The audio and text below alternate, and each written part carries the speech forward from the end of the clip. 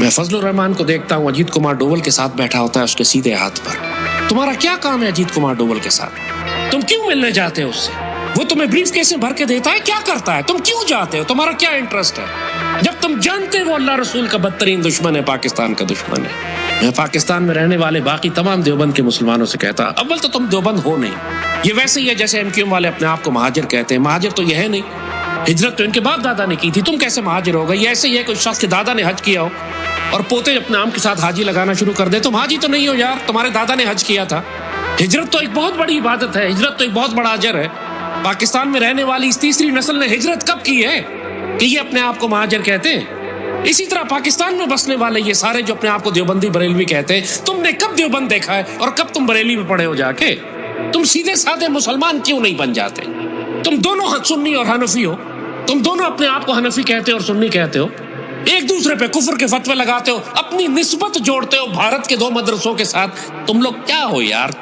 تم لوگ کو تمہاری ہدایت، تمہاری فراست، تمہاری نگاہ کدھر چلی گئی ہے؟ کیا سیدی رسول اللہ نے تمہارا نام دیوبندی بریلوی رکھا تھا؟ کیا کافی نہیں ہے تمہارے لیے کہ اللہ تعالیٰ نے تمہارا نام جو مسلمان رکھا ہے تم صرف مسلمان کہو اپنے آپ کو؟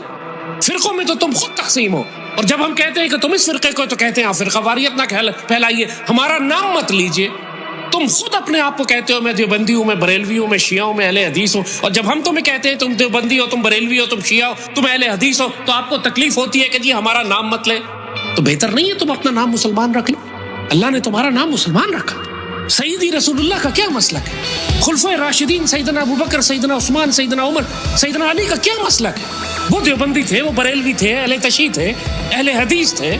کیا وہ صرف مسلمان نہیں تھے؟ ہوا سماکم المسلمین، قرآن میں اللہ کہتا ہے اس نے تمہارا نام مسلمان رکھا ہے. یار تم کیوں اپنے آپ کو فرقوں میں تقسیم کرتے ہو؟ مگر اب جب تم تقسیم ہو چکے ہو فرقوں میں، تو اب پاکستان میں جس قسم کی یہ دہشت گردی ہو رہی ہے اس پر اس پوری قوم کی خاموشی مجھے خوف دلاتی ہے کہ یہ قوم اتنی مردہ ہو چکی ہے، اتنی تنی مردہ ہے، یہ اتنی زیادہ یہ بے حس ہو چکی ہے، اتنی بے شرم ہو چکی ہے کہ استغفر اللہ، یہ بھیڑ بکریوں کی طرح لیٹ کر ذبح ہونے پر تیار ہے لیکن کفر اور ظلم کے خلاف آواز نہیں اٹھائے گی.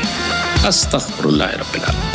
یہ بات مجھے زیادہ خوفزدہ کر رہی ہے کہ یہ بات میں نے تاتاریوں کے وقت دیکھی تھی بغداد میں. جب تاریخ پڑھتے ہیں تو اس میں یہ بات لکھی تھی کہ ایک تاتاری عورت داخل ہوتی تھی ایک کمرے میں اور 50 مسلمان بیٹھے ہوتے تھے، اور وہ ایک کی گردن اتارتی تھی، اس کی تلوار ٹوٹ جاتی تھی. وہ باقیوں سے کہتی تھی یہیں بیٹھے رہنا، میں دوسری تلوار لے کر آؤں گا اور تمہاری گردنیں اتاروں گی. اور سارے مسلمان تابعداری سے سر جھکا کے بیٹھے رہتے تھے اور ایک ایک کر کے وہ سب کی گردن اتارتی تھی، کوئی مزاحمت نہیں کرتا تھا. آج ہماری پاکستانی قوم کا یہی حال ہو گیا. یہ جہنم کے کتے جہاں مرضی آتا ہے حملے کرتے ہیں.